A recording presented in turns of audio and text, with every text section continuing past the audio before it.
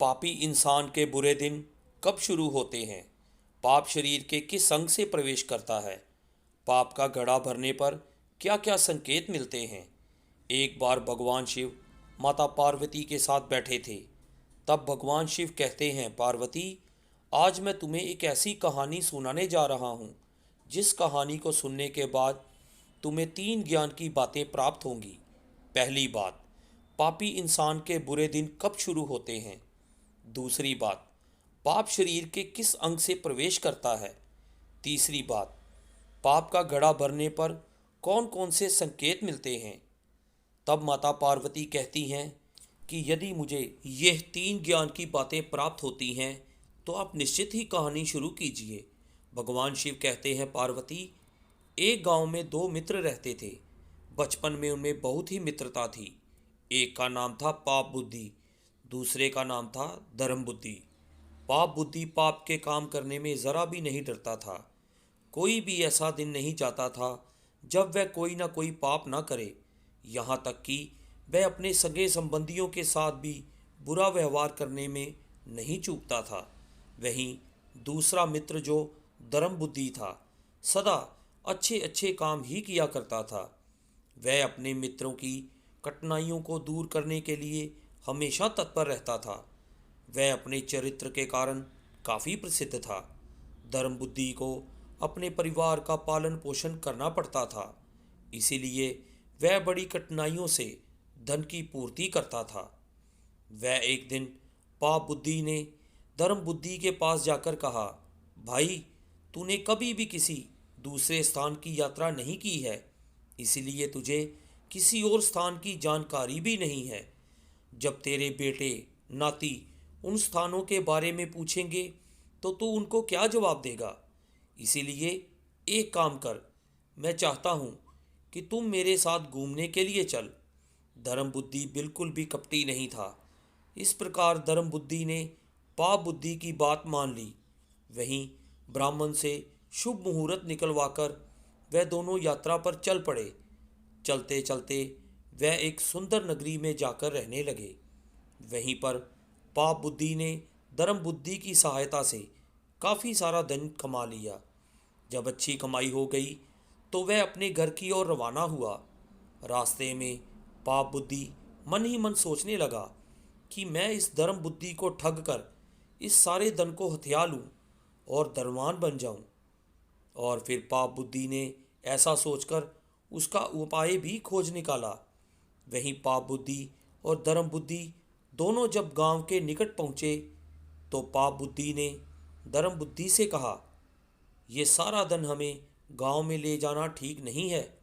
यदि हम इतना सारा धन गांव में लेकर चलेंगे तो हो सकता है कि कहीं हमारे घर में चोरी हो जाए और हम पूरी तरह से बर्बाद हो जाएं।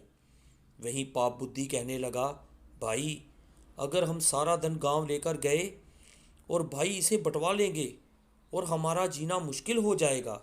इसीलिए इस धन में से ज़रूरत के अनुसार हम थोड़ा धन साथ ले जाएं, बाकी धन को किसी जंगल में दबा दें। जब ज़रूरत पड़ेगी तब जाकर ले आएंगे। पाप बुद्धि की बात को सुनकर धर्म बुद्धि बहुत खुश हुआ, क्योंकि धर्म बुद्धि के अंदर किसी प्रकार का कोई छल पाप नहीं था। पाप बुद्धि और धर्म बुद्धि ने उस धन में से थोड़ा सा धन निकाल लिया और बाकी धन को एक पेड़ के नीचे दबाकर बाकी थोड़े से धन को लेकर अपने गांव को चल दिए।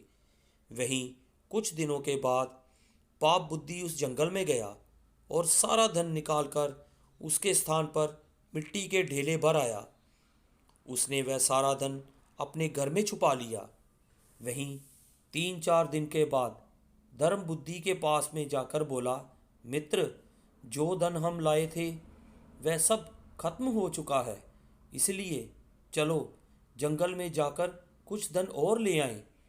वहीं पाप बुद्धि की बात सुनकर धर्म बुद्धि भी उसकी बात मान गया और फिर अगले दिन दोनों मित्र जंगल में पहुंचे।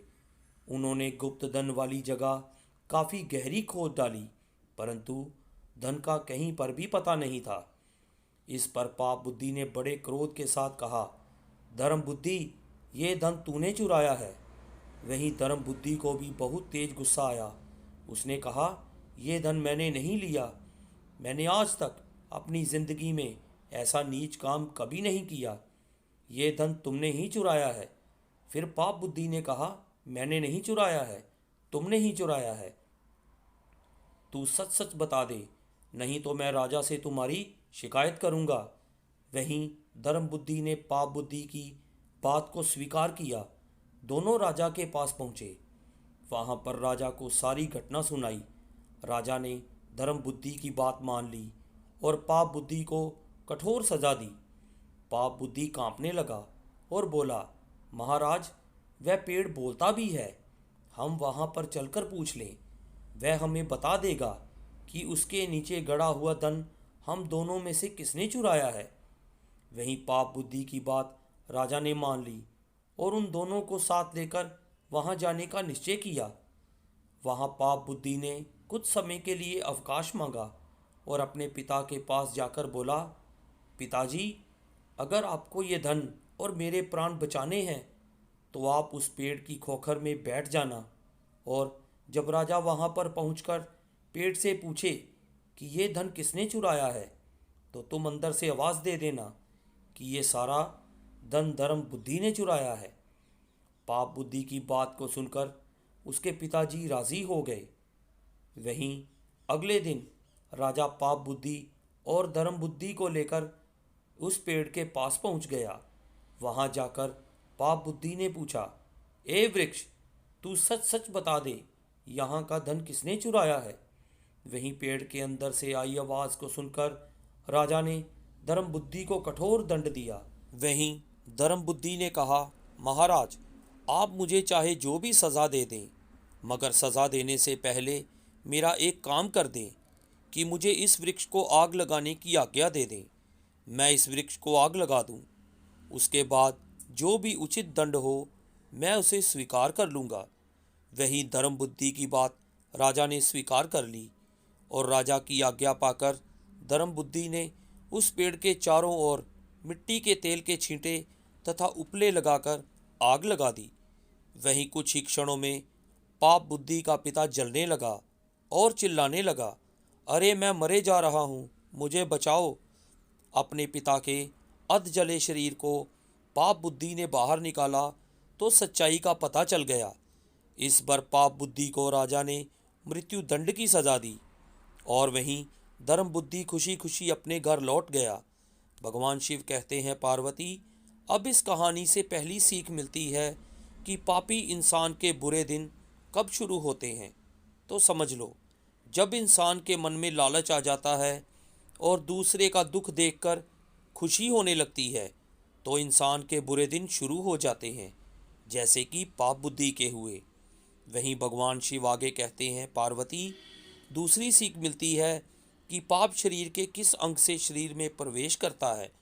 तो समझ लो, इंसान जिस अंग से सामने वाले व्यक्ति को नीचा दिखाने का प्रयास करता है, इस अंग से पाप बुद्धि में वृद्धि हो जाती है और फिर धीरे धीरे उस व्यक्ति के पाप का घड़ा भरने लगता है।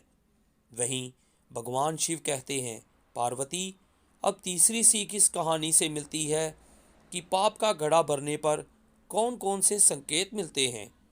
तो समझ लो, जब पाप का घड़ा भर जाता है तो व्यक्ति के पतन की शुरुआत होने लगती है, जहाँ से वह कभी उबर नहीं पाता है। वहीं संकेत मिलने लगते हैं। वह व्यक्ति ऐसी गलतियाँ करता है कि उसके सगे संबंधी भी मुंह मोड़ लेने को मजबूर हो जाते हैं। सामाजिक इज्जत भी धूल में मिल जाती है। वह गलतियों पर गलती करता जाता है। बुद्धि पूरी तरह से काम करना बंद कर देती है। अगर किसी व्यक्ति को इस प्रकार के संकेत मिलते हैं तो समझ लो कि उसके पाप का घड़ा भर गया है।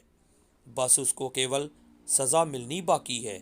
इसीलिए हमेशा व्यक्ति को धर्म के रास्ते पर चलना चाहिए और कभी भी किसी के साथ छल कपट नहीं करना चाहिए।